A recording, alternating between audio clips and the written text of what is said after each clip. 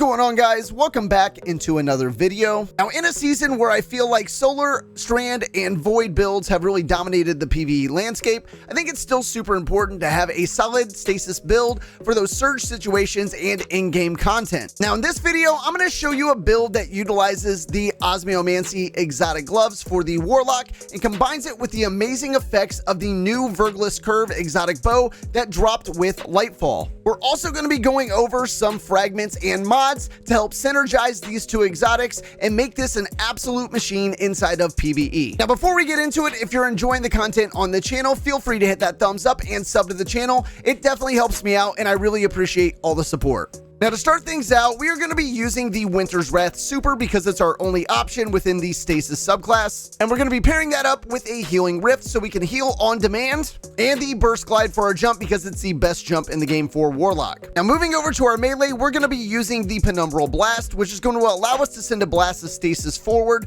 to freeze enemies. And for our grenade, we're going to be using the Cold Snap Grenade, which is a grenade that freezes on impact and sends another seeker to find and freeze targets. Now, this grenade is an absolute must since we're running the Osmiomancy gloves for our exotic armor, and it's really going to take advantage of the fact that we get two of these available at all times. Now, moving over to our aspects, the first one we're going to be using is the Bleak Watcher, which is going to allow us to convert our grenade into a stasis turret that will fire slow projectiles at nearby targets. Now, this aspect is really what this build is completely centered around because it's going to allow us to get 3 to 4 of these turrets down at one time, completely controlling any situation that you're really in. And this works great in in-game activities like Legendary Lost Sectors and GMs once those come up this season. And we're also throwing on the Frost Pulse aspect, which is going to allow us to cast our Rift to generate a shockwave that will freeze nearby combatants. Now, this aspect is not completely necessary for this build. I like it because it gives us the ability to freeze combatants when they get near us, just to keep us out of sticky situations. But if you want to use Glacial Harvest instead, you could certainly do that as well. Now, moving over to our fragments, the first one we're going to be using is Whisper of Refraction, which is defeating a slowed or frozen target grants you class ability energy. Now, this is going to allow us to get our Rift back a ton since we're going to be slowing and freezing so many targets, and it's also going to allow us to take advantage of the aspect Frost Pulse. That way we can freeze enemies if we get in a tight situation. And we're also throwing on Whisper of Shards, which is shattering a stasis crystal temporarily boosts your grenade recharge rate. Shattering additional stasis crystals increases the duration of this benefit. We also get a +10 bump to our resilience with this. Now, this fragment is going to synergize really well with our exotic weapon of choice, which is the Verglas Curve Exotic Bow that dropped with LightFall. Now, this weapon does have the intrinsic trait Hail Barrage, which final blows with this weapon grant stasis arrows. Your next hipfire shot will fire all of them in a single volley. And it also has an amazing perk called Hailstorm, which is stasis arrows freeze targets on contact and create stasis crystals when affecting the environment. Now, using these two together really give us an amazing gameplay loop where you can basically spawn endless turrets to freeze enemies. You're going to have 3 to 4 of these up at all times. And since we've got so many stasis crystals down from this bow, you're going to be able to get that grenade back non-stop.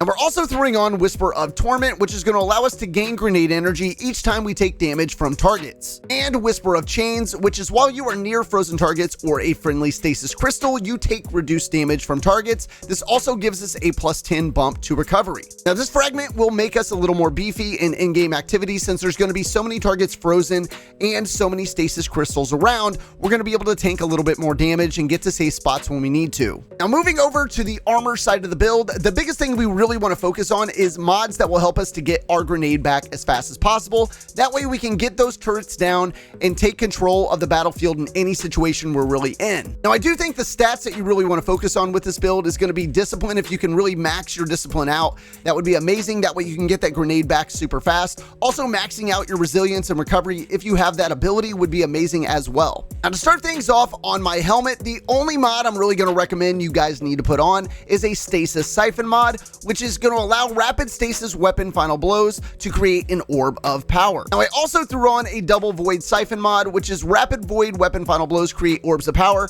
Again, these ones are not completely necessary. I'm using a funnel web and a void LMG with my setup. So for you guys, I would put on whichever siphon matches up to your loadouts. Now moving over to our gauntlets and our exotic of choice for armor in this build, which is going to be the Osmiomancy Exotic Gloves for the Warlock. And this does have the armor perk Fervid Cold Snap, which is your cold snap grenades have an additional charge that recharges quicker on direct impact. The seeker spawn from cold snap grenades travels further as well. Now really the best way to take advantage of this exotic with this setup is to get a couple of stasis turrets down.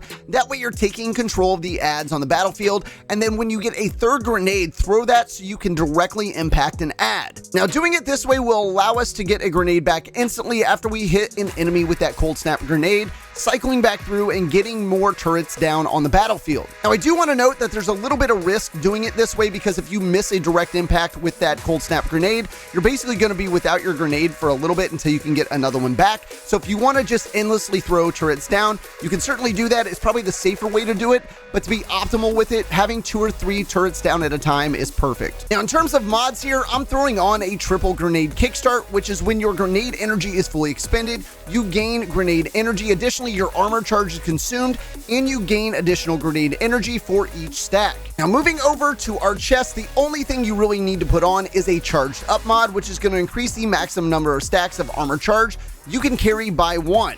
Now you could also put on a couple of resistance mods depending on the activity that you're doing, but again, this is super subjective, so you could really throw on any mod that you'd like. Now moving over to my legs, the first mod I'm throwing on is Stacks on Stacks, which is picking up an Orb of Power, grants you 1 additional stack of armor charge. And I'm pairing that up with a double innervation mod, which reduces our grenade cooldown each time we pick up an Orb of Power. And remember, since we have those siphon mods on, we should be getting Orbs of Power non-stop.